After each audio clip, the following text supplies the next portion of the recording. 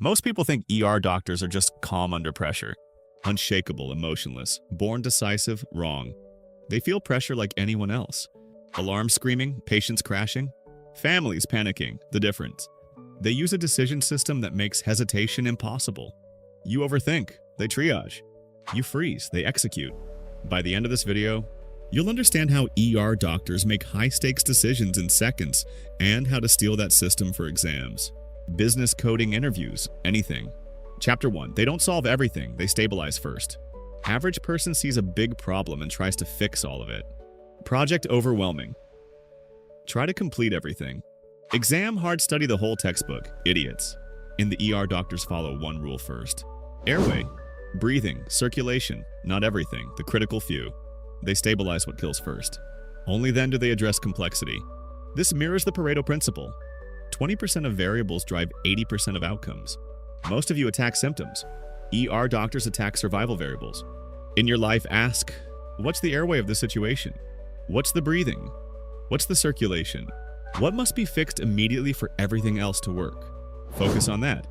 But here's the problem though. Even prioritizing won't help if your thinking is chaotic. Chapter 2. Algorithms over emotion. ER medicine runs on protocols. Chest pain follow pathway. Stroke symptoms follow pathway. They don't reinvent thinking every time. Why? Because stress reduces working memory. When cortisol rises, cognitive bandwidth shrinks. Protocols conserve brain power. Psychologist Daniel Kahneman describes this as shifting from slow thinking to structured fast thinking. System 2 is slow and analytical. System 1 is fast but error-prone. Protocols guide System 1 safely. You, on the other hand, improvise everything. No study protocol, no review system. No decision checklist, you rely on mood. Mood is unreliable. Build algorithms. If exam in 30 days. Assess weak topics. Schedule spaced reviews, weekly mock test. Analyze errors, follow the pathway, don't decide daily. But here's the deeper layer.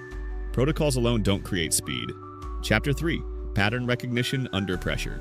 ER doctors don't analyze every symptom from scratch.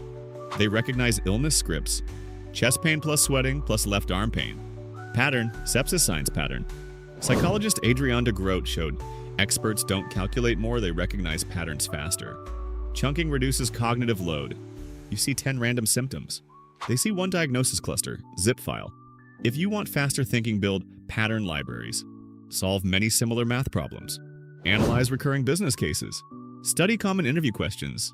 Exposure builds compression. Compression builds speed. But here's the thing though. Pattern recognition fails if you panic. Chapter 4. Emotional regulation preserves cognition. In chaos, panic is contagious. If the doctor panics, the room collapses. So they train calm. Controlled breathing, clear voice tone, direct eye contact. Neuroscience shows that high stress impairs prefrontal cortex function, the area responsible for rational thinking. When you panic in exams, your prefrontal cortex goes offline. Blank mind. ER doctors train exposure to stress repeatedly. Simulations, mock codes, emergency drills, stress inoculation. If you only practice calm, you only perform calm. Add mild pressure to your training. Timed practice, public speaking rehearsals, simulated interviews, train the state. But here's the final layer. Even calm patterned thinking collapses without review. Chapter 5. After action review. After major cases, ER teams debrief. What worked? What didn't? Where was delay? What protocol failed? No ego, just improvement. Psychologist Robert Bjork's research on desirable difficulty shows confronting mistakes strengthens memory and skill. Most people avoid reviewing errors. They want to forget. ER doctors document them. That's why they improve. After your exam practice, don't just check score. Identify. What decision was slow? What pattern did I miss? What assumption was wrong? Tight feedback loops create fast growth. Hit subscribe before you forget this. We eliminate hesitation here. Now zoom out. Why do ER doctors decide in seconds?